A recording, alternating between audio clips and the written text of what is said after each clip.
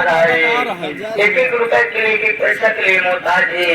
प्रथम पहला सिंह एक गरीब आदमी लवलेश कुमार का, दूसरा सिंह बाबू लंकेश सिंह खतरनाक खान। तो आप लोग के बीच में आ रहा है लवलेश कुमार एक गरीब आदमी, कैसे आना मरे बोलो मुझे बता रहे।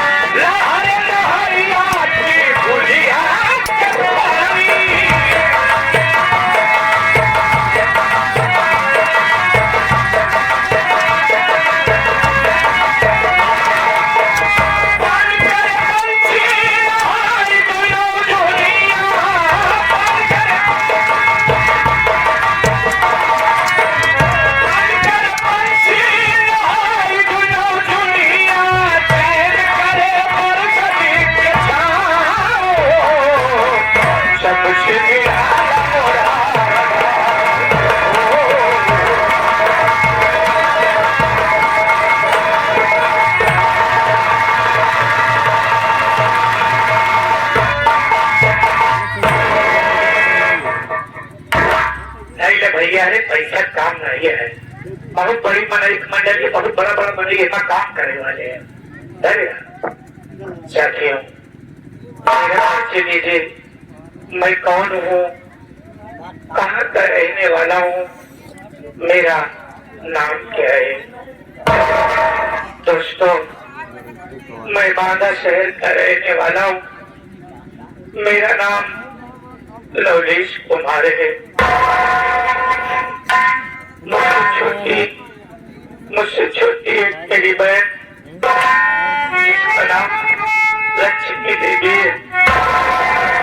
दोस्तों, जब मैं और मेरी बहन लक्ष्मी बहुत छोटे छोटे थे, तभी ना मालूम भगवान को क्या सूझी कि हम बहन भाइयों के सर से माँ बाप का साया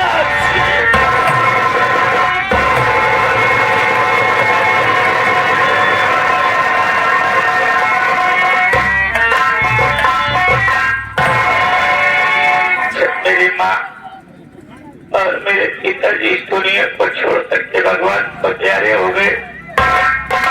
मेरे समझ में कुछ नहीं आया। मैं अपनी बहन लक्ष्मी को लेकर के अपने ननिहाल अपने मामा जी के यहाँ चला गया। मेरे मामा जी तो मुझे कभी कुछ नहीं कहते थे, मेरे मामा जी तो कभी मुझे कुछ नहीं कहते थे, लेकिन मेरी मामी हमारे भाइयों को कभी चैन से जीने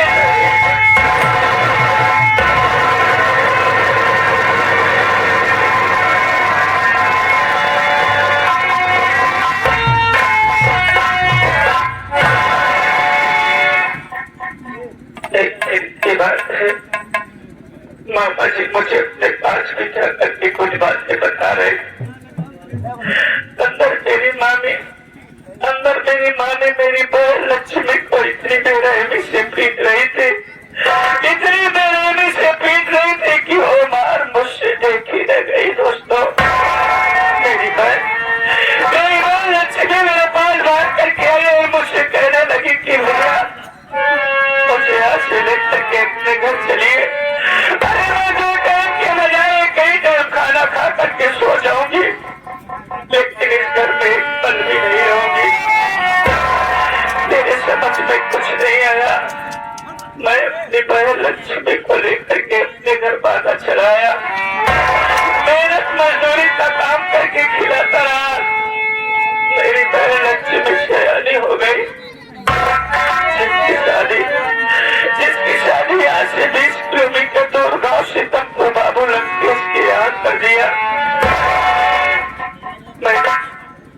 मैंने अपनी बहन की शादी जरूर कर दिया, लेकिन मैं जिस घर में अपनी बहन की शादी किया वो लोग दहेज के लोभी हैं। दहेज न पाने के कारण मेरी बहन को आए दिन मारते पीटते रहते।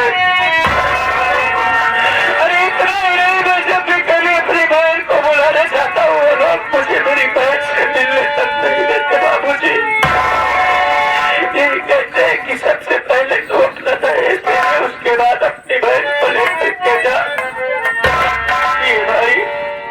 ये भाई रोज तक चला आता है, अपनी बहन का दीदार भी नहीं कर पाता। इस वक्त मेरी बहन लक्ष्मी गर्भवती है, उसके पेट में बच्चा है। मैं ये सोचता हूँ कि मैं रक्षाबंधन का त्योहार है, अपनी बहन के घर जाओ और उससे कह के अपने घर लेकर के आओ। अगर एक बार मेरी बहन मेरे घर आ जाती है तो मैं वादा करता हूँ दोबारा उस घर में उसकी विदाई कभी नहीं होगा। जब तक मैं जीवित रहूंगा अपनी बहन को कमान करके खिलाऊंगा। मैं अपनी बहन लक्ष्मी के घर जा रहा हूँ, लेकिन जाने से पहले मेरा एक दोस्त है, उससे मुलाकात करूंगा, उससे भी अपने साथ लेकर के जाऊंगा। हो सकता है कि मेरे जीजा जी एक गैर आदमी को देख करके मेरे ऊपर तरफ खाए और मेरी बहन की विदाई कर दे। तेरा इशारा है ऊपर वाले, मालिक।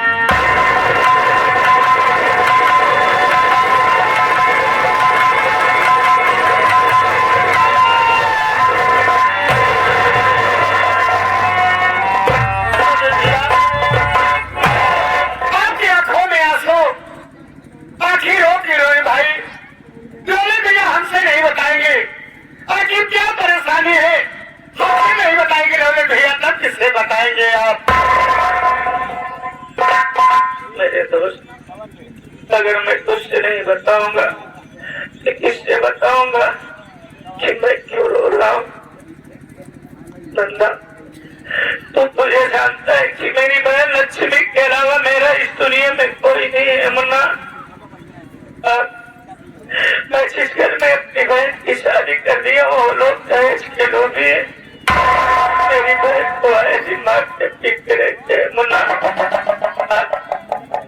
कल रक्षाबंधन का त्योहार है, इसलिए मैं तेरे पास आया हूँ।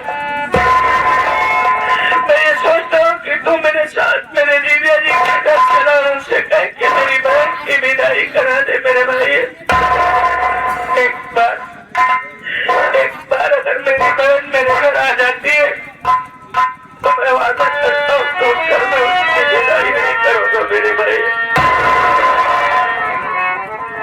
भैया आप ही कह रहे हैं क्योंकि बहन के यहाँ भी चलने के लिए तैयार है, लेकिन रही बात क्या, आपके जीजा जी मेरे कभी भी इतना बदतमीज इंसान है।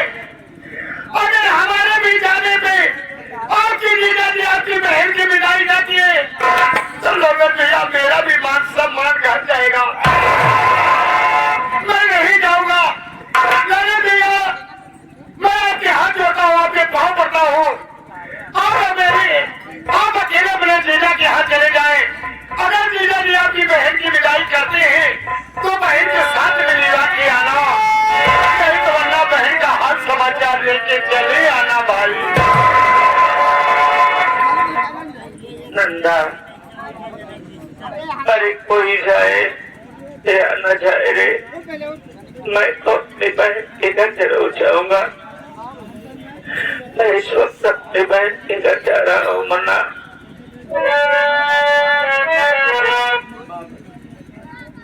भैया अगर आपके पैसे नहीं है आपके जीजा के यहाँ जाने के लिए तो लीजिए, हम पैसे दे रहे हैं। लीजिए, हमसे पैसा लीजिए भैया, किराया भाड़ा लीजिए। अगर कुछ पैसा घटता है, ये अपना गांव है, अपना देश है, गांव वाले से इमदाद करोगे बहन के यहाँ जाने के लिए जरूर कुछ न कुछ रकम हो जाएगा। भैया लीजिए भैया।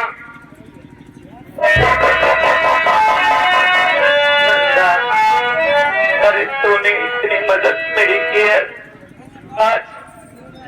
आज उस महान इंसान का सनम देने जिसको इस देश का रक्षक करते हैं। मुन्ना, बहुत से भाई लोग यहाँ पर बैठे, मैं बाबा साहब के विषय में 2-4 शब्द कहता हूँ। मुन्ना, हो सकता है मेरी मदद जरूर करेंगे। दोस्तों, आज हम और तो चैन से जी रहे, लेकिन ये बाबा साहब की देन है। उन्होंने हम लोगों के लिए अपनी जिंदगी को दांव पर लगा दिया और हम लोग कभी कभी उन्हें साल में एक बार याद करते। दोस्तों, अगर आज उनके बताए हुए रास्ते पर हम लोग चलते होते तो ये हिंदुस्तान एक सोने की चिड़िया ही बन जाता। मुरा, आज किस तरह से उन्होंने कष्ट उठा करके मेरे देश को संविधान बना करके दिया था। अरे इतने मुसीबत से उन्होंने पढ़ाई किया था कि आजकल के बच्चे एक दिन स्कूल जाते हैं, अगर उन्हें मास्टर कुछ बोल देता है तो दूसरे दिन नहीं जाते।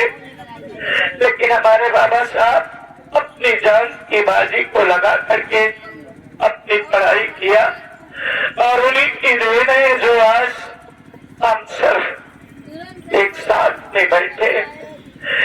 कोई किसी के साथ में बैठ नहीं सकता था मेरे दोस्त। ये सम्मानित बड़े भैया प्रेमचंद गुप्ता जी, ये बड़े भैया के तरफ से ये गरीबी सीन देखते हैं, श्रीनिवास संगीत देखते हैं। प्रेमचंद गुप्ता जी, ये नेवादा पावन धरती से 21 रुपए का नमस्कार, मालिक को समान बार भैया जी को नमस्कार हो।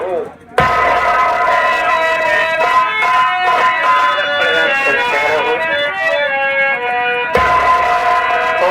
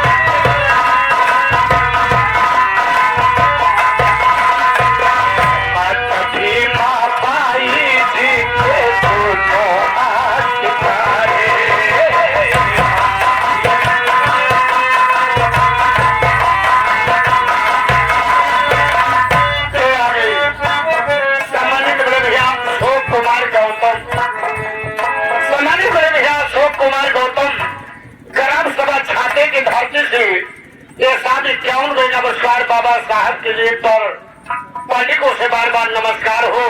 जय भीम जय भारत बाबा साहब अमर रहे। कदमों में मेरा प्रोग्राम सही चला रहे।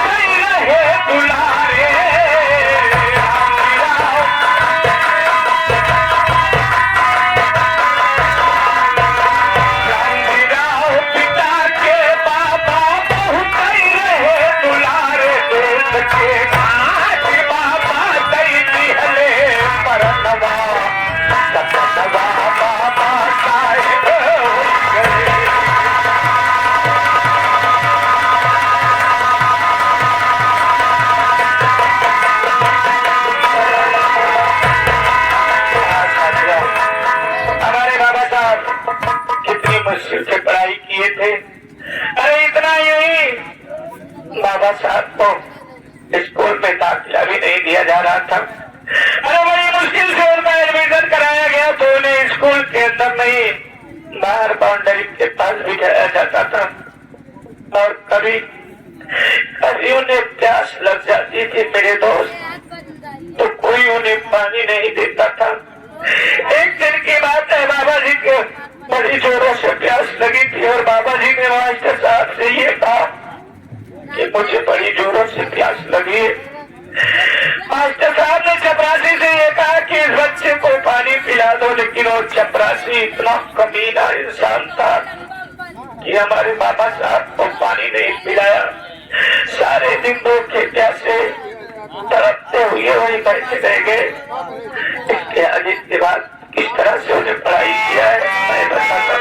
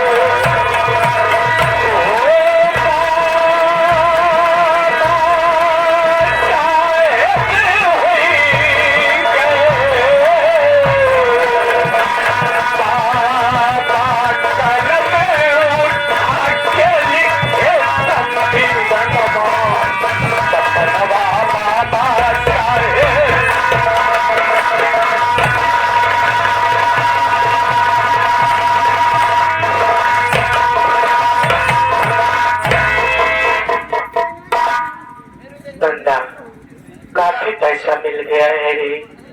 मैं अपनी बहन के घर जा रहा हूँ। बहुत जल्द अपनी बहन को लेकर के अपने